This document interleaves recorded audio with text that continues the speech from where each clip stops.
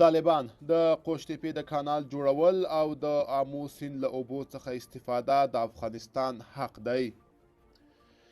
د طالبانو د حکومت لوړپوړو چارواکو د چهارشنبې په ورځ اکتوبر 11 د یوه لړ مراسمو په ترڅ کې د قوشتېپې د کانال د لومړۍ برخې بشپړېدل او پر دویمه برخه د کار پیلېدل اعلان کړل.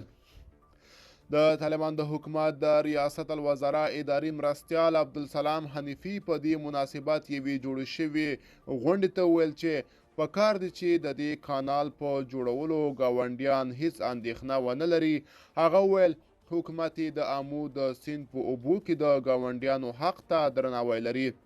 هغه د ګاونډیو هیوادونو څخه هم وغوښتل چې د افغانستان مشروع حق ته درناوی ولري.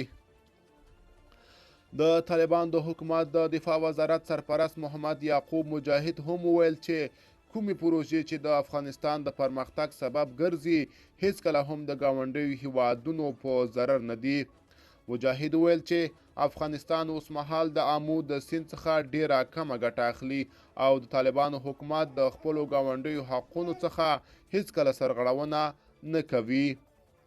د طالبان د حکومت د بهرنیو چارو وزارت مرستیال شیر محمد عباس ستانکزي دې غونډې ته وویل چې حکومت یې چمتو دی که ګاونډي هیوادونه تاجکستان، ترکمنستان او ازبکستان د قوشتېپې د کانال د جوړولو په اړه اندېښنه لري له ډیپلوماتیکو لارو ورته ځواب ووایو. ستانکزي وویل که ترکمنستان، ازبکستان او تاجکستان د افغانستان لخوا د آمو د سیند د اوبو په کارونې اندېښمن وي نو اسلامي امارت چمتو دی چې دغه اندېښنې له ډیپلوماتیکو لارو ځواب کړي. ملګرو دا به زموږ چمتو شوی ویډیو که تاسو هم کوم نظر لرئ کومنټ کې راسره ولیکئ. تر بیا ښه وخت ښې چارې.